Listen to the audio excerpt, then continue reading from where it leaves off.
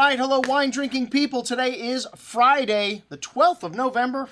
Man, this month is just flying by. You know, the rest of the year just flies by for us at the Wine Watch, and we cram a whole lot of drinking into the month of November. I think 16 events in all, and our vintage port tasting always in November. This is an annual event. Port, one of my favorite beverages on this planet Earth. I like a little extra alcohol in my wine, and the Brits did too. You know, when they were at the 100 Years' War with the French people obviously were not selling them wine, so they had to go for a little further around the coast to find Portugal, and they said, man, the wines from here are pretty good. They'll do for the time being, but by the time they made it back on the ship to England, they weren't so good. The journey, they weren't quite as fresh as the French wines were, so they started adding alcohol to them to fortify them. Well, it also helped that was one of the Portuguese government operations, distillation of alcohol, spirits, and they added quite a bit to them, maybe more than they needed to, and they came up with this wonderful elixir port. And vintage port is special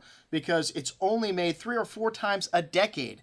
And they determine the quality at harvest, and then 2 years later, they check the wines in barrel, and that's when they declare a vintage port year. And these are large barrels. They're called pipes, so they're 100 gallons, and it's old wood. And after 2 years, they bottle the port if they're going to declare it a vintage year, unfined, unfiltered. So there's quite a bit of sediment, more sediment in vintage port than any other type of wine. So the secret is when you open a vintage port, you want to decanter it, get it off the sediment, rinse the bottle out, and pour the sediment-free port back into the bottle to service it. This is all important because once you start pouring it like this, you start shaking it up, and the port lasts at least a week longer in the bottle if you do that.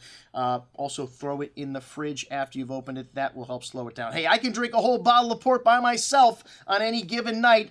A nice cigar, Hoy de Monterey Double Corona, and a bottle of 45 Taylor. Are you kidding me? One of the legendary old vintages. There must only be bottles of this wine left on the earth. We're getting 55s in this tasting, 63s, 70s, 75. All right, not a great vintage, but everything else on the table here, some of the greatest vintages in the last 60 years, 70 years. I mean, just incredible the lineup of ports we have for this tasting. And one of my favorite things to serve with vintage port, a little charred black and blue steak, man. You get a little char on that steak. It goes wonderful with the port. So, and blue cheese, sweet wines and cheese, to me, the ultimate pairing, especially cheeses like blue cheese. So those are 2 things, we're going to have on the menu for this one, and a whole lot of fortified wines, some of the greatest vintages. This will be the greatest vintage port tasting we have ever done here. For $275? Are you kidding me? All right, check it out. Our lineup for our vintage port tasting, and for you port lovers,